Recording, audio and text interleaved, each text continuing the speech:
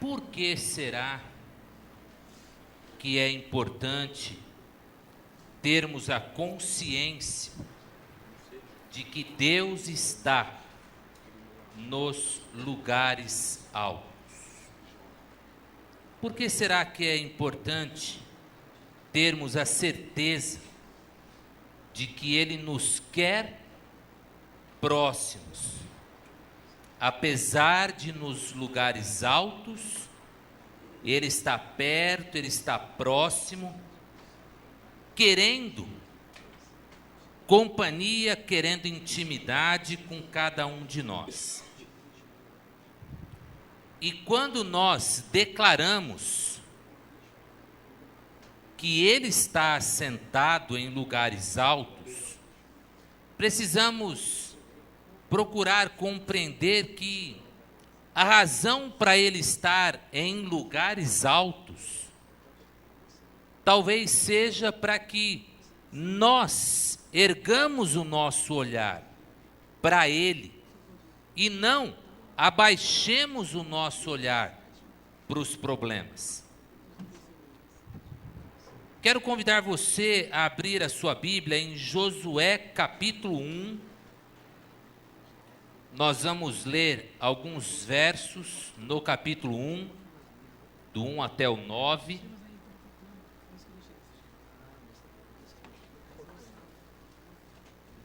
Josué, neste momento da sua história, Josué vive uma situação bastante complexa, porque ele está à frente de um povo, e esse estar à frente vai requerer dele algumas ações bem pontuais. Precisamos compreender quais são os caminhos que Deus quer que nós trilhemos. Precisamos perceber com clareza, como igreja, para onde queremos ir, como famílias, para onde queremos ir, como indivíduos, para onde queremos ir. Precisamos da direção de Deus, para que nesta caminhada a gente acerte para onde ir.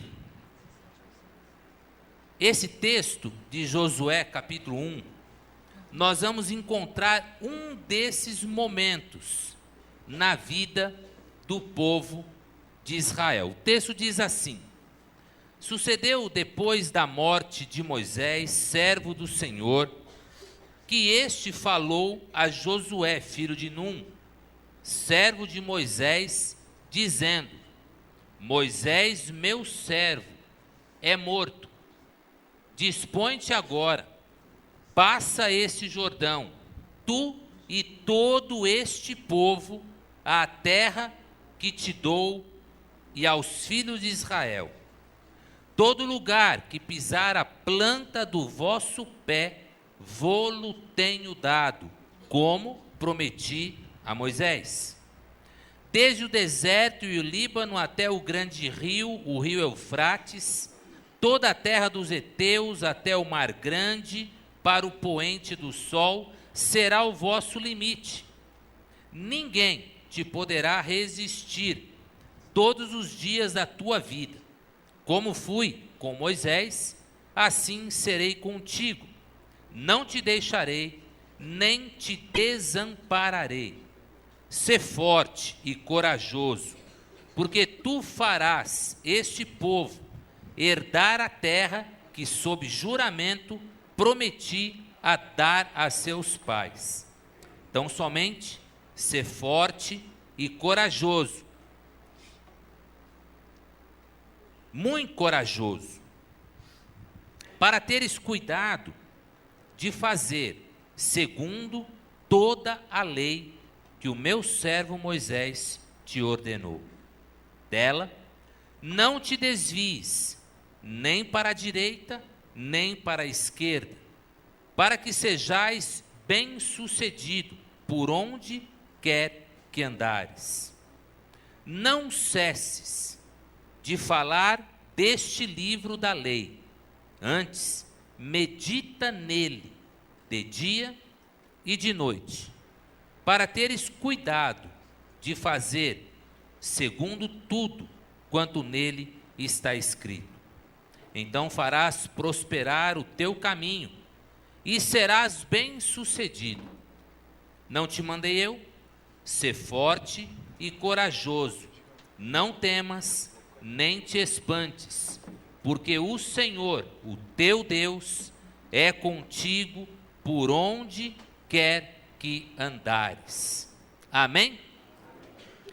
Queridos, a leitura deste texto já nos faz refletir, e isso é importante, já nos faz refletir e visualizar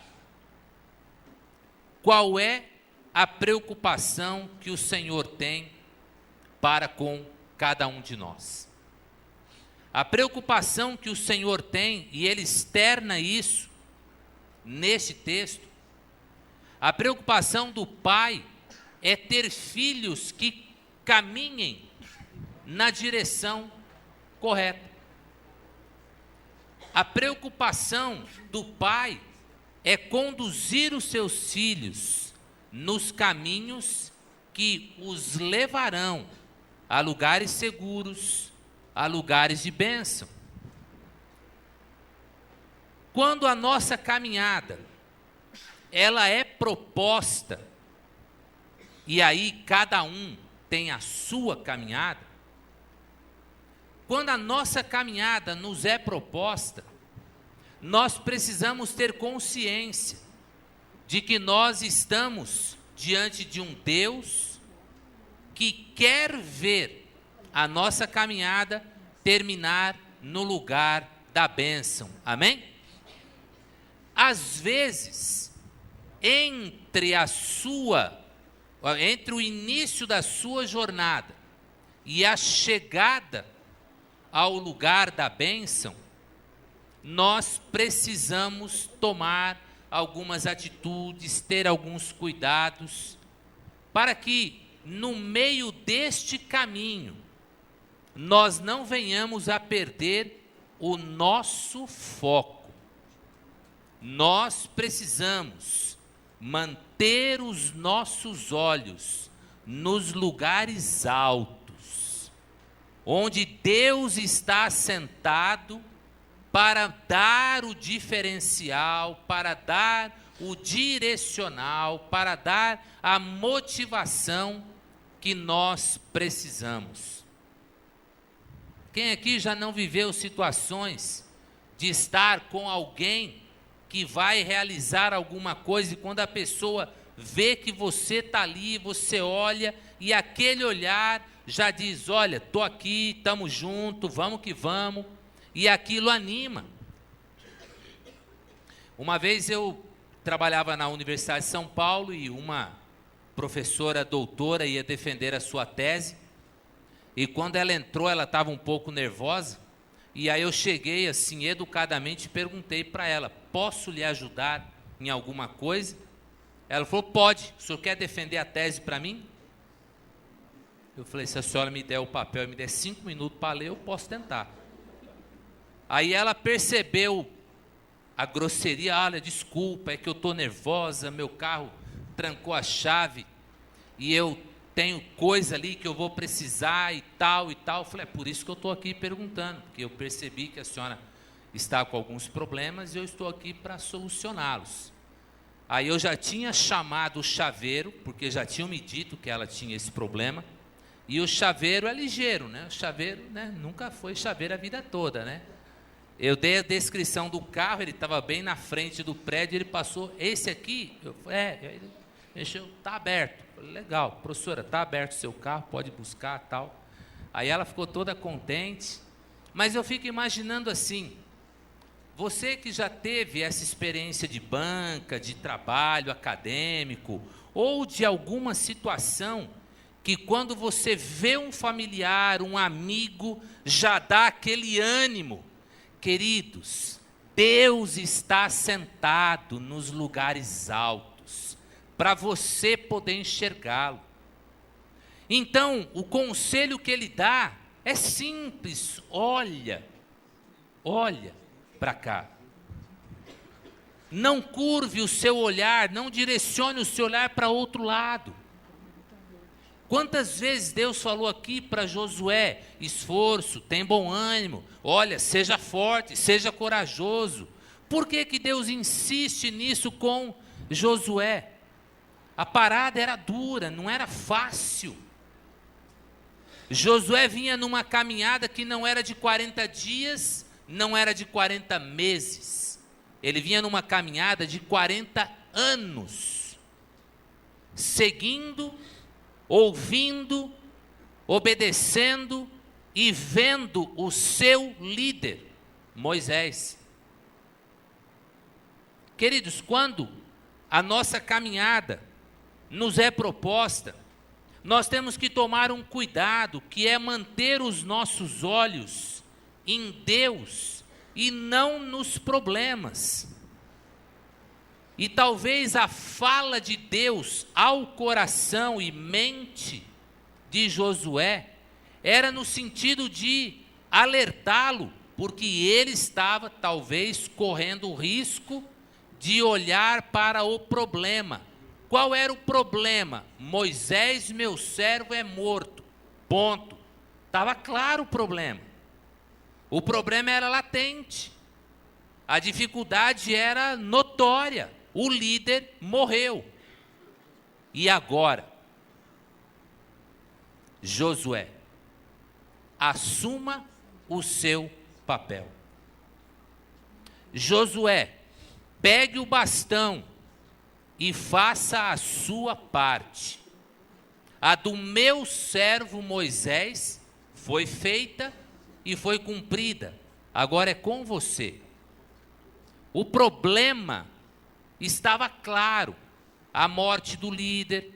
O problema estava claro, do outro lado do Jordão havia uma cidade, a primeira, uma cidade edificada, uma cidade armada, uma cidade preparada para a guerra, uma cidade que tinha na sua população homens de guerra, homens preparados.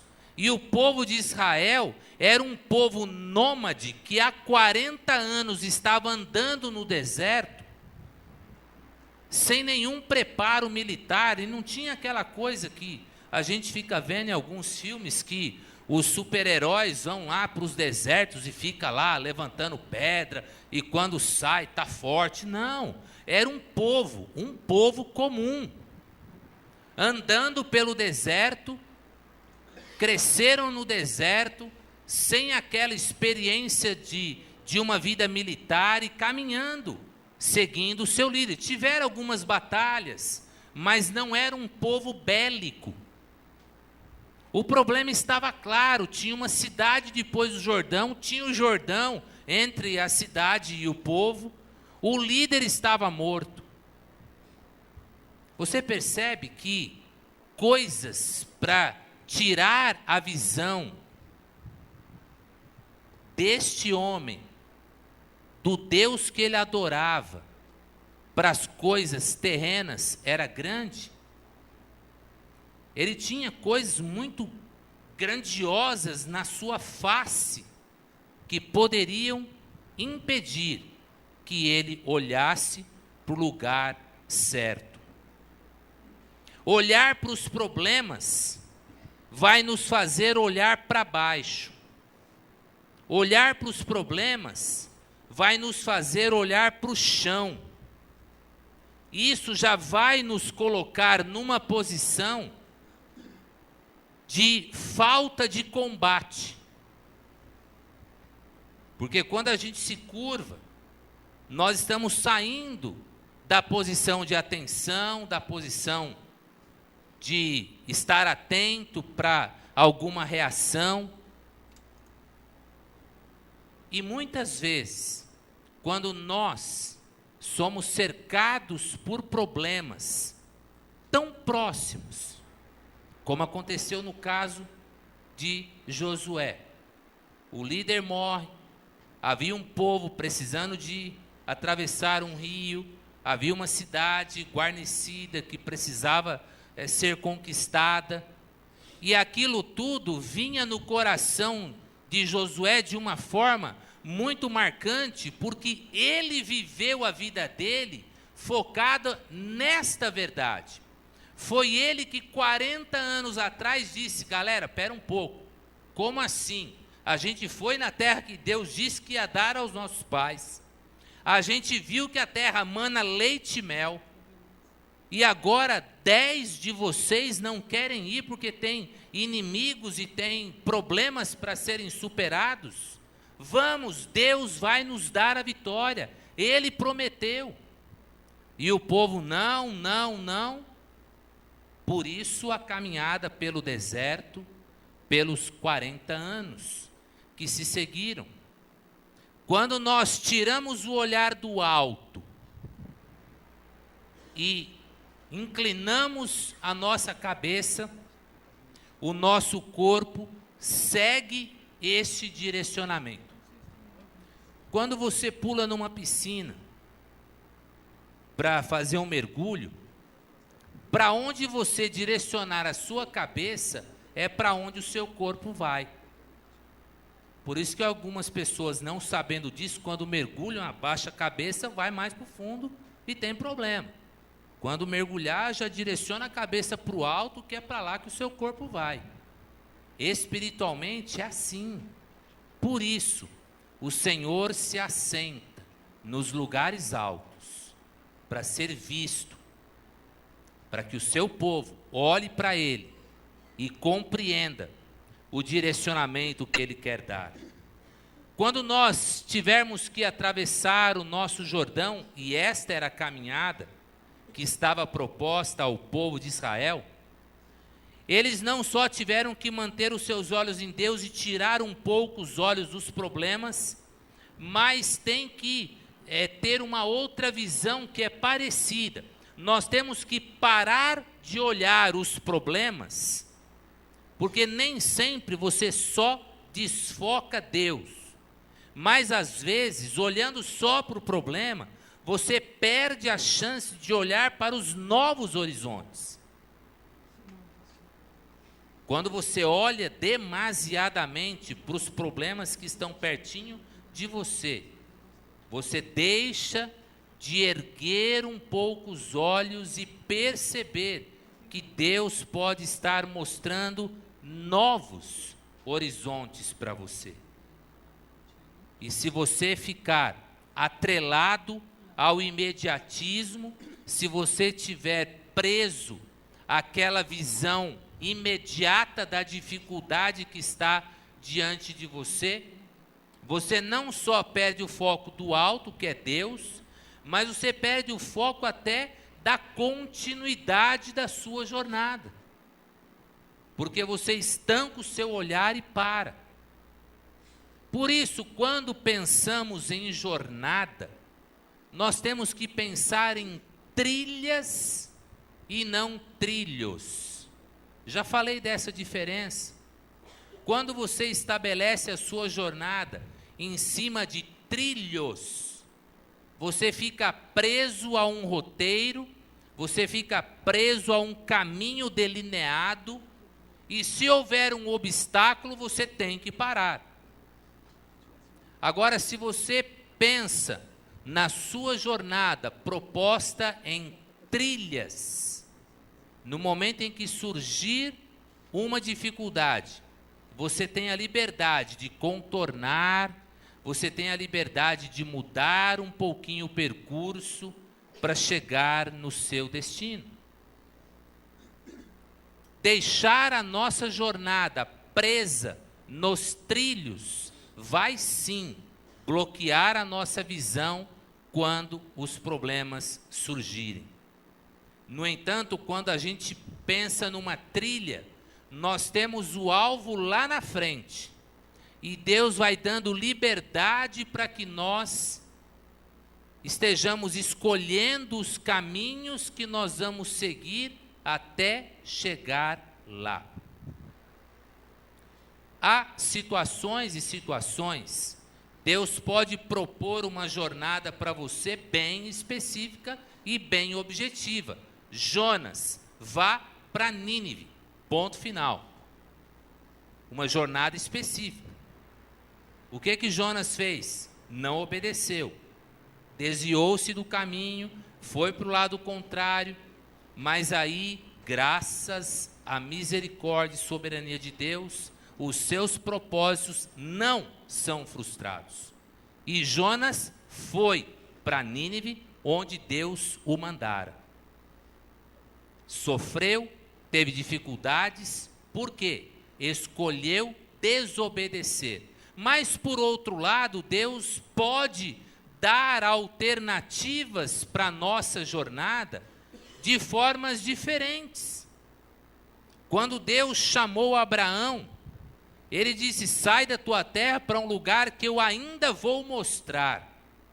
E ali Abraão teve liberdade de tomar algumas decisões, de fazer algumas escolhas.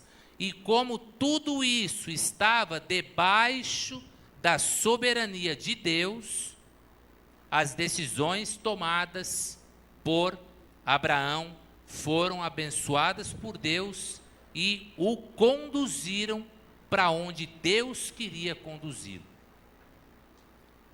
Quando nós pensarmos em olhar para o nosso problema, nós vamos perceber o seguinte: o deserto, ele existe, mas ele é passagem. Ele não é o fim. Ele é o caminho por onde Deus os direcionou para chegarmos no final. Haja vista a situação que este povo passou, o deserto para alguns foi, sim, o destino. Quem foram aqueles que tiveram como destino o deserto? Quem foram? Aqueles que murmuraram. Não cutuque ninguém.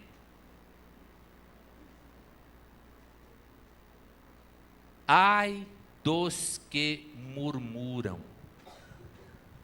A palavra diz: ficaram no deserto. O deserto foi destino para aqueles que não tiveram fé. O quê? A gente vai para essa terra, mas não dá. Lá tem gigante, lá tem cidades fortificadas, tudo bem, lá tem muita comida, muita coisa boa, mas os inimigos vão nos comer como se fôssemos gafanhotos. E aí levanta Josué e Caleb e falou: galera, espera um pouquinho, Deus disse que vai dar na nossa mão, então esses gigantes que estão lá, nós vamos devorá-los. Ah, cala a boca, moleque, fica quieto aí. Não, nós não queremos ir. Mas Deus manteve a sua palavra e fez com que o povo saísse para ir. Estes que duvidaram, esses que não creram no Deus que seria o provedor, o garantidor da sua promessa, estes ficaram no deserto. Estes tiveram o deserto como fim. Aqueles que não duvidaram, aqueles que confiaram em Deus, eles tiveram milagres acontecendo dia após dia. Não sei ao certo em que horário da manhã a coluna de fogo apagava e surgia uma coluna de nuvem, para dar aquela sombrinha maneira, para cobrir aquele povo e conduzi-los pelo deserto debaixo de uma sombrinha. A noite, como é fria, também não sei, aí eu fico tentando imaginar como seria a situação. Galera, eu fico imaginando o pai dizendo ao filho: filho, nós temos um Deus que é bom demais. Você quer ver, filho? Ó, fica olhando, sei lá para que lado que ele olhava. Olha lá, filho, daqui a pouco vai acender uma coluna de fogo. Ô pai, mas quem foi que acendeu lá? Onde é que está a combustão? Se fosse um filho chato igual o meu, mas está queimando por quê? O que está provocando a combustão daquilo? O que, né? E aí eu daria um peteleco e falar, moleque, olha a bênção e pronto. É bênção. Mas de noite aquela coluna de fogo acendia para quê? Para dar aquecimento, para espantar animais, mas mais ainda, para dizer, eu estou aqui em cima, olhem para mim e vocês não se perderão. Agora, para quem não tem este Deus, neste foco, para quem não tem a terra prometida como meta, não vão perceber a bênção ou as bênçãos que Deus vai derramando dia a dia sobre a nossa vida. Quantas são as bênçãos que hoje você teve de Deus? Hoje, algumas palavras aí. Conta a sua bênção. Quem aqui recebeu bênçãos hoje? Levanta a mão. Amém. Que bênção você recebeu hoje? Uma palavra. Ele acordou. Amém. Muitos morrem dormindo. Ele acordou. Que outra bênção você teve hoje? Estar aqui. Que outra? Levanta a mão. Saúde. Que outra bênção? Sabedoria. Que outra bênção? Vida. Que outra bênção? Segurança. Chegamos em paz. Não tinha black box na porta da igreja depredando. Amém. Chegamos seguros. Que outra bênção você teve? A sua saúde, você está aqui. Que outra bênção você teve? Olha para a pessoa que está do teu lado. Olha aí do lado assim. Olha para a pessoa que está do teu lado. Essa pessoa não é bênção na sua vida? Olha o sorriso. O Jorge está até assim, dizendo para ela, Vânia, você é minha bênção. Olha a alegria. Famílias presentes. Amigos presentes. Irmãos presentes. Olha o volume de bênçãos. Queridos, tem uma igreja na Paraíba, a Igreja Batista de Camboinha. Essa igreja, eles têm um terreno que é do tamanho dessa, talvez um pouco maior, da coluna dos bancos até o corredor aqui, até o fim ali. Esse é o terreno da igreja. Tem muro do lado que tem uma casa, tem muro do outro lado que tem outra casa, tem muro no fundo que tem outra casa, mas na frente não tem muro. Esse é o terreno da igreja. Sabe onde acontece o culto? Acontece ali, naquele terreno, sem um telhado, sem um aparelho de som, sem um microfone. E sabe por quê? Porque é uma igreja que está levando Deus a sério. E mesmo passando por perseguições, ela está sobrevivendo. Essa igreja foi desalojada pelo diretor executivo do campo paraibano. A igreja funcionava numa casa que era dele, e ele pediu para a igreja sair. Qual é o problema dessa igreja? Era dirigida por uma pastora. E por conta disso, há perseguição sim, há dificuldade sim, mas como o olhar daquele povo está em Deus, eles se reúnem no terreno sem paredes. Como o olhar daquele povo está em Deus, eles pegam lá as cadeiras que ficam na casa dos irmãos, na hora do culto, cada um leva a cadeirinha, coloca ali, coloca-se o púlpito, pega o violãozinho, canta, louva, engrandece a Deus e faz a obra. Olha a bênção, você está sentado num banco gostoso, você está ouvindo. Estamos agora caminhando para ir para as ondas da internet. Hoje estamos fazendo um teste ao vivo. Bênçãos que Deus promove para nós. Nós temos reconhecido isso. Aquele povo no deserto via a nuvem de dia e via o fogo de noite, e mesmo assim eles murmuravam, mesmo assim eles duvidavam. E eu tenho dó daqueles que vivem assim, porque para estes o deserto é fim, para nós é passagem. Porque onde Deus nos quer é na terra que mana leite e mel. Precisamos manter o nosso olhar focados em Deus, precisamos levantar os olhos e perceber os novos horizontes que Deus vai nos dar, mas para que isso tudo funcione na nossa vida, olhando para esse texto, nós temos que ter uma certeza: quem dá a vitória para nós não é a força humana, porque a força humana cai. Por quê? Deus insistiu com Josué: tenha ânimo, esforça-te, tenha bom ânimo, não te pedi, não te mandei eu, então somente tenha ânimo. Deus não gosta de desânimo. Deus não gosta, porque o desânimo tira a ânima, a alma, tira a força da pessoa. E quando a pessoa está desanimada, o que acontece? Isso contagia. Desânimo, se a gente não tomar cuidado, pega. E pega mesmo. Os irmãos têm acompanhado aí, estou começando a cuidar mais da saúde, junto com a Ruth, temos caminhado. E teve um dia que a Ruth falou: vamos. Eu falei: está chovendo. Ela falou: mas e daí? Porque está chovendo, não vamos caminhar? Eu falei: mas está chovendo, é perigoso, o raio pode cair em cima da gente lá. Aí ela falou assim: então me leva e fica no carro. Tá bom. Aí, muita cara de pau, né? Ficar dentro do carro.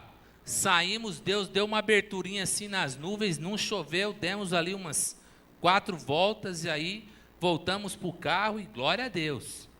Mas teve dia que eu falei: aí, na boa, boa viagem. Se quiser que eu te busque, ligue.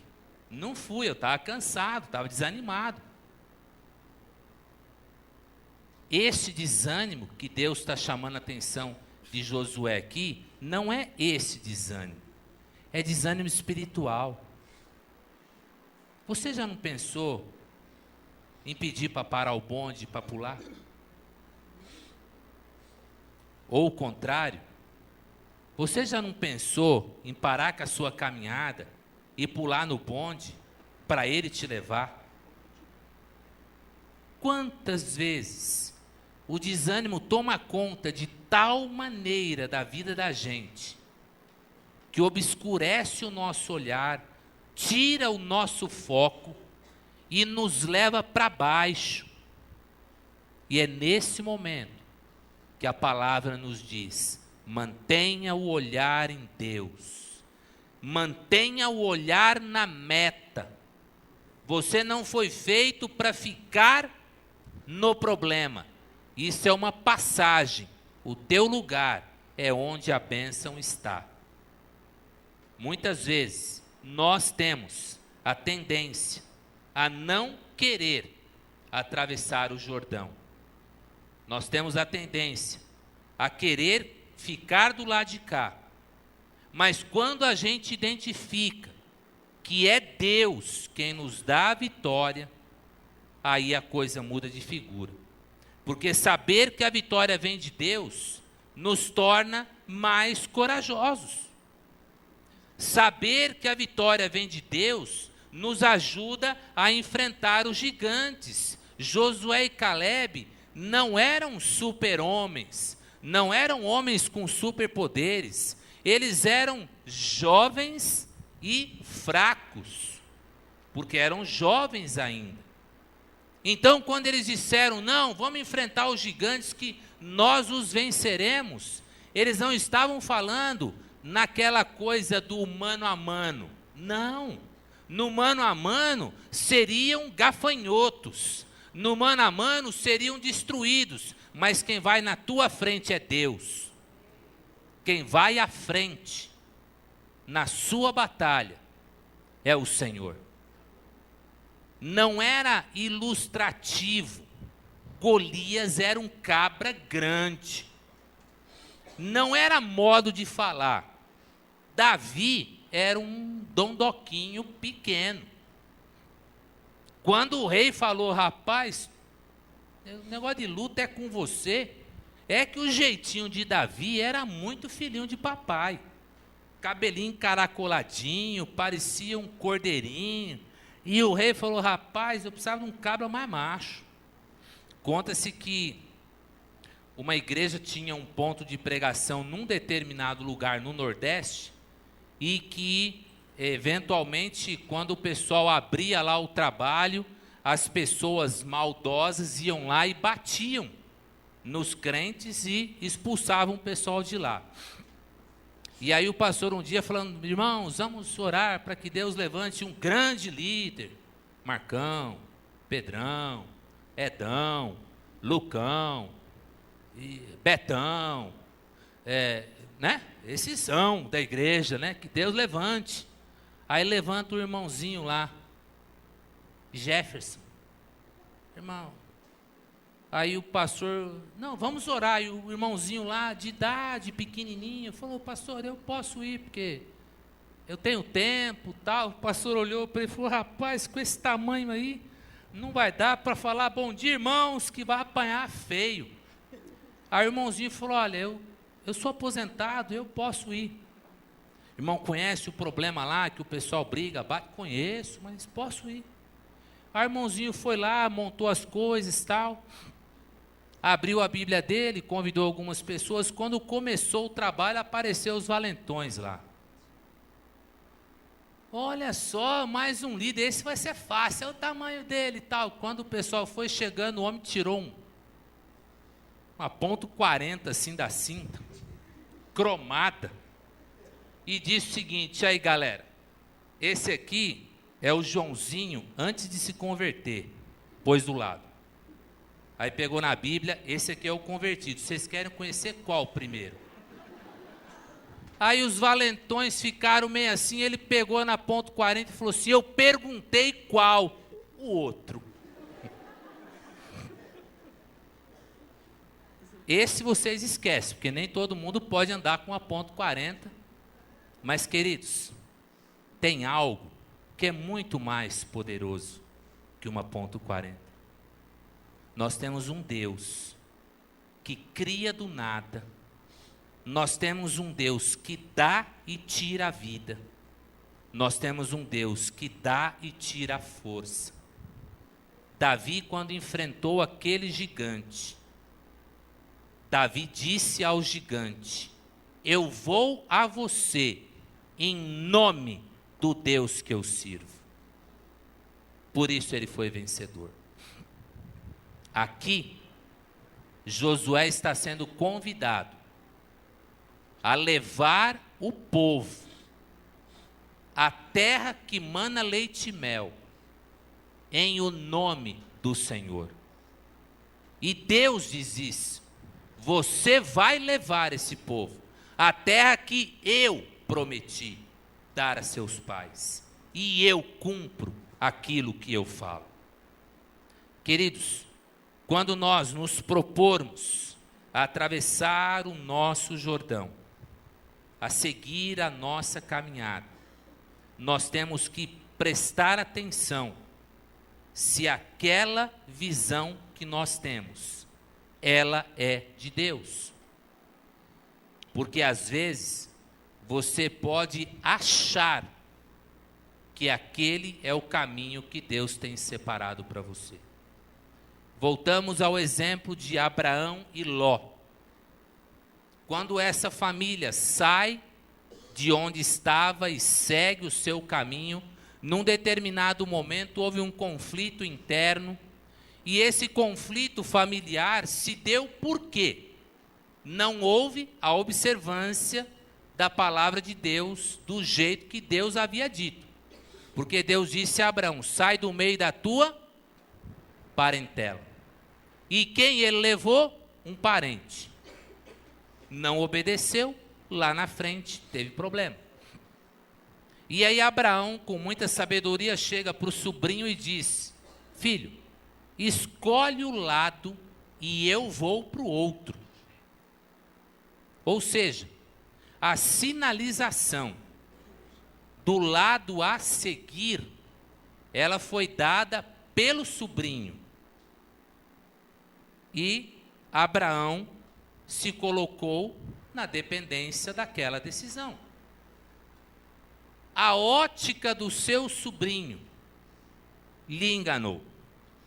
Porque quando ele viu cidades, movimento, progresso, possibilidades, porque eram cidades já edificadas, o sobrinho disse: tio, eu vou aqui para esse lado. E Abraão virou e foi para o outro. Onde foi dar o caminho de Ló? Sodoma e Gomorra. Muitas vezes nós podemos ser traídos na nossa ótica do chamado de Deus. O que nós precisamos é procurar ouvir a voz do Senhor, compreender a voz do Senhor, e aí sim, se o Senhor disser, atravesse o Jordão, meu irmão, não perca tempo, atravesse o Jordão. Porque se a visão vem de Deus, Ele também dará a provisão. E no momento em que Deus dá a visão, Ele espera tão somente que nós o obedeçamos, crendo que Ele fará o melhor por nós. Esse texto diz, ele mostra Deus dizendo: Josué, onde você pôr a planta do seu pé, eu vou te dar. E aí Deus estabelece os limites. Está vendo o pôr do sol lá? Está vendo lá o rio? Está vendo esse limite? Tudo isso eu vou te dar. Inclusive nesta fala, existe até aquela garantia. Sabe a terra dos heteus? A terra dos jebuseus? Até isso eu vou dar a você. Ou seja, ninguém poderá resistir a você. Para isso, nós precisamos compreender que não podemos tirar o nosso olhar de Deus, que não podemos perder a terra prometida de vista, que temos que compreender que é Ele quem vai nos dar e garantir a vitória. Para isso a gente precisa ver direitinho se é por ali que Ele quer nos mandar. Será que às vezes você fica confuso quando você pensa no seu propósito de vida? Para que é que Deus fez você? Por que é que Deus permite que você passe por esta ou por aquela experiência? Por que é que você trilha o caminho que você está trilhando? Quanto mais certeza de que aquilo que você vivencia e acredita é de Deus, mais força você vai ter para enfrentar. E mesmo que problemas se levantem, mesmo que dificuldades surjam, você tem certeza que aquele caminho é o que Deus determinou para a sua vida. Aí você será invencível. Amém? E não é o pastor que diz isso, é a palavra. Deus diz ao seu servo: ninguém vai resistir você, porque eu vou com você e eu vou à frente. Queridos, a nossa jornada, ela precisa ser norteada por um coração alegre e animado.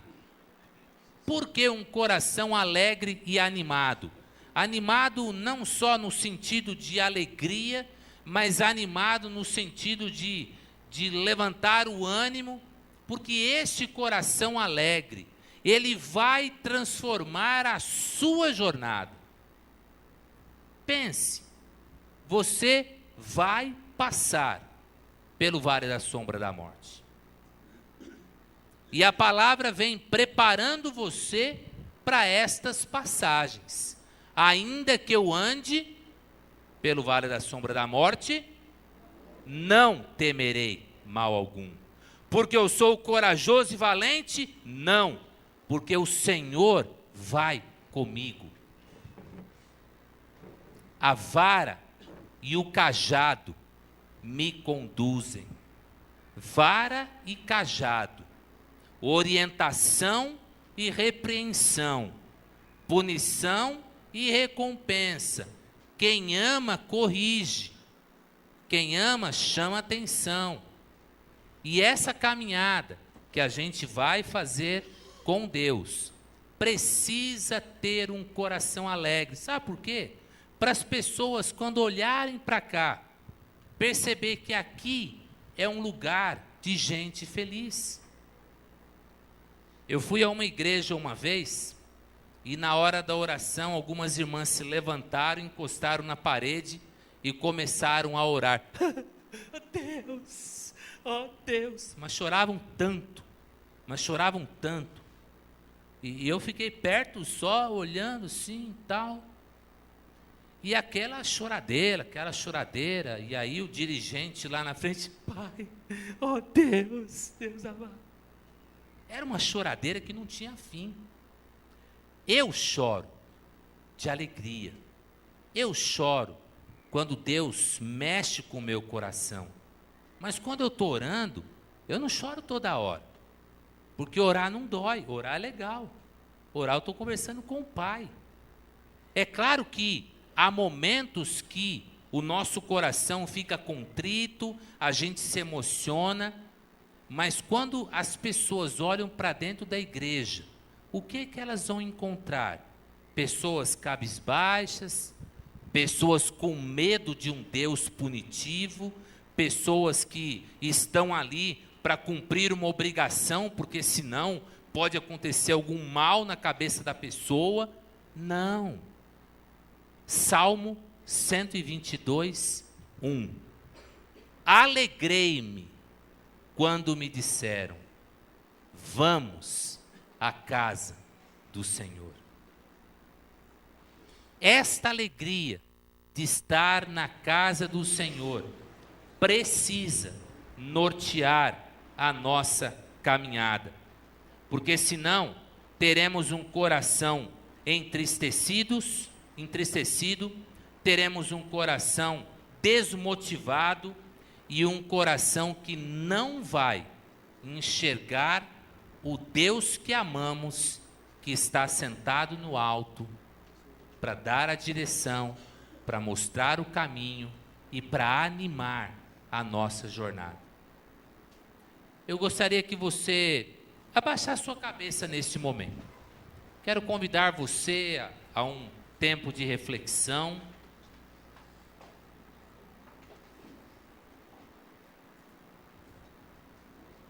Quero convidar você a pensar um pouquinho como anda a sua vida. Quero convidar você a compreender a realidade das provações que muitas vezes nós podemos passar. O texto começa com uma declaração triste: Moisés, meu servo, é morto. Esse era um problema muito grande. Mas imediatamente o Senhor anima o servo dele e diz: você vai seguir em frente e levar o meu povo ao lugar da bênção. Deus permite o deserto como passagem. Deus permite as turbulências como ferramentas para aperfeiçoar o nosso caráter. E nesta noite, queridos, eu quero convidar você a pensar no que é que pode atrapalhar a sua travessia do Jordão. é o medo das águas, Deus parou o Jordão. As águas pararam para que o povo passasse em segurança. O que é que assusta você na sua travessia do Jordão? São as forças do mal que se levantam, como Jericó e os demais inimigos que estavam lá? O Senhor diz ao seu servo: eu vou com você, e ninguém vai vencer você, porque eu vou te dar a vitória. O que é que segura você do lado de cá do Jordão? Talvez o limite das águas, talvez o medo do horizonte que está do outro lado. Nesta noite, o Senhor convida você a olhar para o alto, onde Ele está sentado, no seu trono, para que possamos compreender que Ele é o soberano. E lá do alto, do seu trono, Ele olha para você, para orientar e dirigir você. Então o convite está claro: ouça a voz do Senhor e creia nas promessas que Ele faz ao seu coração. A grande ordem dada àquele povo, ela começou na mesma situação, 40 anos lá atrás, quando o povo de Deus saiu do Egito, com vistas à terra prometida. Logo na saída, eles se depararam com o Mar Vermelho. E a palavra dita naquele momento, 40 anos antes do Jordão, foi: diga aos filhos de Israel que marche. Senhor, tem um mar diante de nós, mas a nossa marcha não acontece nas nossas forças. Marcharemos na confiança do Senhor. Agora, 40 anos depois, novamente águas na frente do povo. E a palavra ao povo: marche, marche. E aí de novo, a impotência, o medo, mas o texto de hoje nos convida a marchar na confiança que temos no Senhor. Quero que você continue de cabeça baixa, orando. O nosso grupo vai cantar uma música, e eu quero que você visualize a letra da música, de olhos fechados. Visualize o que você vai ouvir e os desafios que esta canção vai lançar ao seu coração. Marcharemos.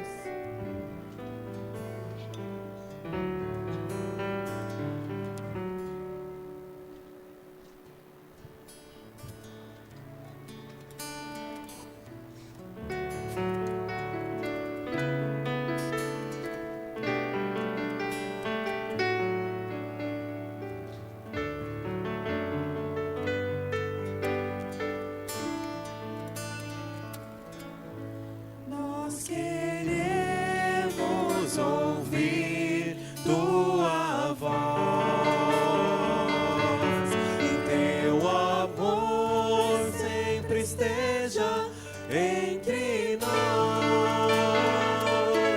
Queremos ser, Senhor, mais sábios na verdade, no amor. Marcharemos na coragem do Senhor. Marcharemos cheios de coragem. Seguiremos, seja onde for. Embora a dor nos cerque na viagem, marcharemos na coragem do Senhor. Quando a escuridão da noite descer, queremos só pela graça e fé viver, com esperança, com coragem, na alegria ou na dor, marcharemos na coragem do Senhor. Marcharemos cheios de coragem. Seguiremos, seja onde for. Embora a dor nos cerque na viagem, marcharemos na coragem do Senhor. Marcharemos cheios de coragem. Seguiremos, seja onde Agora for. é a hora de você responder. Agora é a hora de você agir. Se você quer tomar esta decisão de marchar na direção que Deus indicar, eu quero que você se coloque de pé e nós vamos cantar mais uma vez, porque o começo dessa música diz: nós queremos ouvir a tua voz, e é este ouvir a tua voz que vai nos levar aos lugares de bênção, aos lugares que o Senhor tem separado para nós. Mesmo que haja dor na viagem, mesmo que a escuridão tome conta do seu caminho, nós não temeremos, porque nós não vamos sozinhos, nós vamos juntos.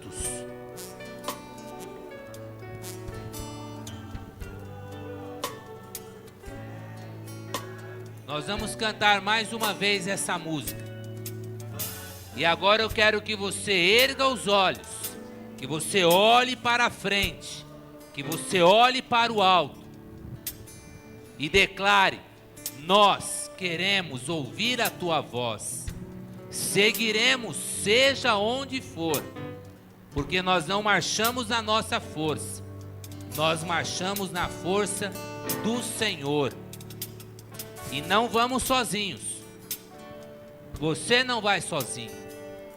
Quero convidar para essa última ministração a igreja se juntar ao centro e juntos cantarmos.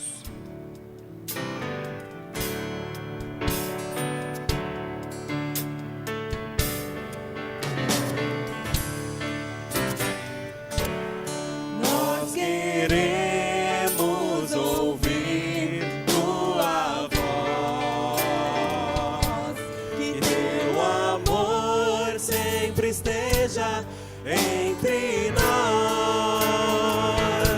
Queremos ser, Senhor, mais sábios na verdade, no amor. Marcharemos na coragem do Senhor.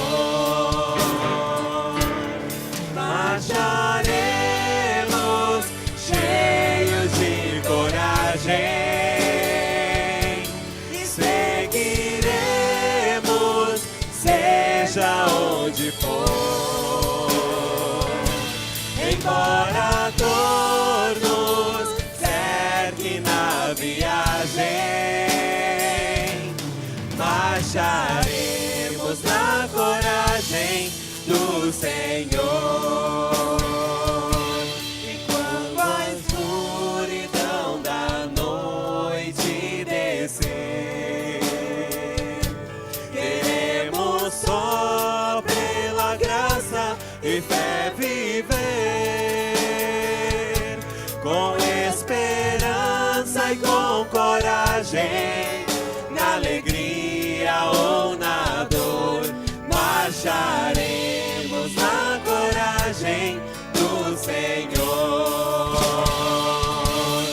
Marcharemos cheios de coragem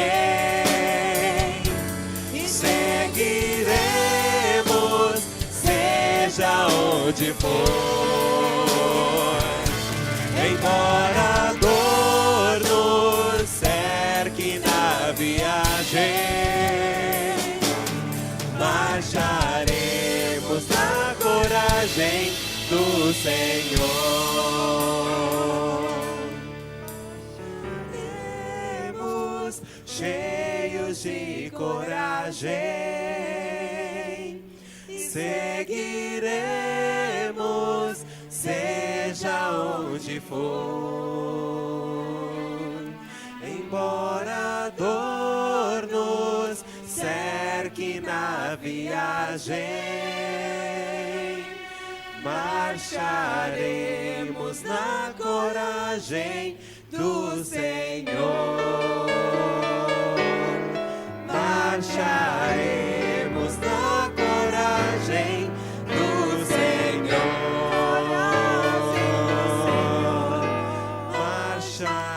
Marcharemos na coragem do Senhor.